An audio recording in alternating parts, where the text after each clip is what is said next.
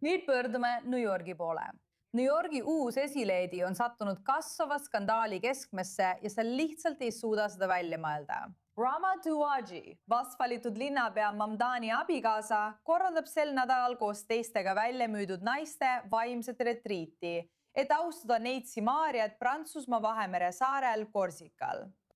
Osa leisad on seda kirjeldanud kui Palestiina naist, kes sünnitab okupatsiooni all. Täpselt nii. Vogue Arabia andmetel keskendus eelmisel aastal esmakordselt käivitatud programm suuresti Palestiina toetamisele ning osalejad palvetasid Palestiina eest igas loengus. See on nüüd retriit, mille hind on $3,000–5,000 inimese kohta.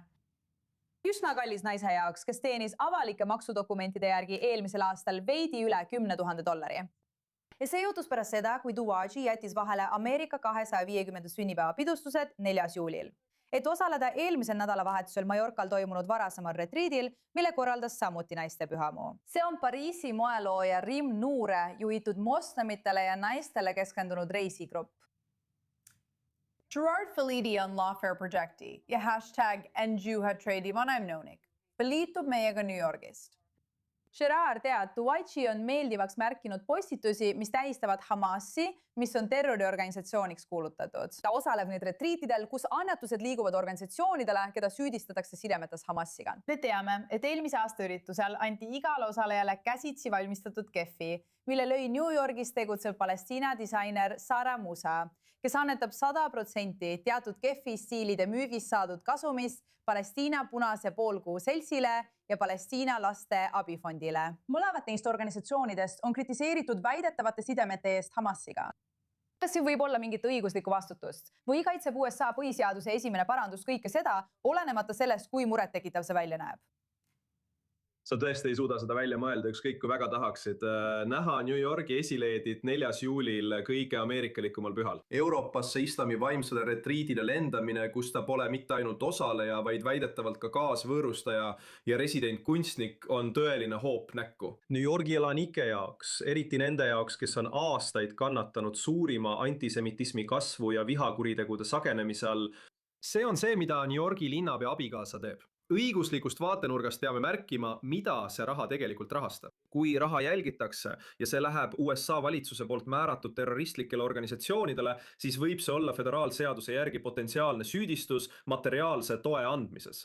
Kui raha läheb aga lihtsalt humanitaarorganisatsioonidele, millel pole tõendatavaid seoseid terrorismiga, siis peale USA põhiseaduse esimese paranduse polegi eriti midagi muud, mis kehtiks. See nõuab valitsuselt tõepoolest nende heategevusorganisatsioonide uurimist ja kontrollimist, kas neil on seoseid terrorismiga. Õige, tead, ta on New Yorgi linna esileedi. Ta ei ole valitud ametnik. Ta on avaliku elu tegelane, kellel on platvorm ja ligipääs võimule. Muidugi, oleme kuulnud, kuidas Mamdani on öelnud, et me kõik peaksime tema naise peigest välja jätma, sest ta ei ole avaliku elu tegelane.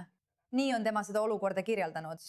Aga tead, küsimus on muidugi selles, kas esileedi roll üldse loob mingisuguse vastutuse mehhanismi. Või on see tegelikult lihtsalt poliitiline ja maine küsimus, mitte juriidiline? See on pigem poliitiline kui juriidiline küsimus. Meil on arusaam, et ta ei kasuta linna raha ega linna poolt pakutavat turvateenust. Seega ei ole see finantsilisest vaatenurgast vastutuse küsimus. Tegemist on pigem maine probleemiga. See on inimene, kes Ameerika pühal otsustab Ameerikat mitte tähistada. Ja see saadab tõesti sõnumi nii New Yorgi elanikele kui ka kõigile ameeriklastele. Pea meeles, Mamdani on väga meediateadlik. Kõik, mida ta teeb, on suunatud õige sõnumi edastamisele. Ja sõnum siin on see, et tema naine ei toeta 4. juulit, selle asemel toetab ta islami pidustusi Euroopas. See on tema õigus, kuid maine mõttes on see väga halb.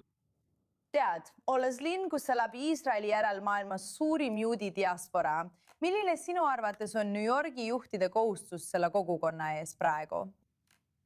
Kohustus on seista kogukonna kõrval vihakuritegude vastu. Kohustus on hukka mõista terrorism. Kohustus on hukka mõista mitte ainult parempoolsetest ringkondadest tulev antisemitism, vaid ka see, mis tuleb tema enda parteist ja tema enda tegudest ning sõnadest, sealhulgas intifada üleilmastamise toetamine. Seega on tema kohustus seista juudi New Yorgi elanike eest samamoodi nagu iga teise New Yorgi elaniku eest ega jätkata mõne vähemusgrupi vastu suunatud vihkamise toetamist. Olgu, Gerard, ma tahaksin sind väga tänada, et meiega selle ülevaate jagasid. Tõeliselt pöörane lugu.